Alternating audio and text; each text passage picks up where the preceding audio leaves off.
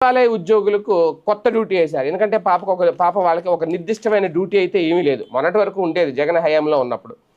పింఛన్లు ఇవ్వడం, కొత్త వాళ్ళకి సంక్షేమ పథకాలు అందించడం, వాళ్ళ ఇంట్లో ఏమన్నా లోటుపాట్లు ఉంటే ఆ వాలంటీర్ ద్వారా సచివాలయాల్లో పనులన్నీ జరిగాయి. ఇప్పుడు అవన్నీ మొత్తం అసలు సచివాలయ ఉద్యోగుల కార్యాచరణ ఏంటో, వాళ్ళు ఏం పని చేయాలో వాళ్ళకైనా తెలుసో లేదో తెలియదు.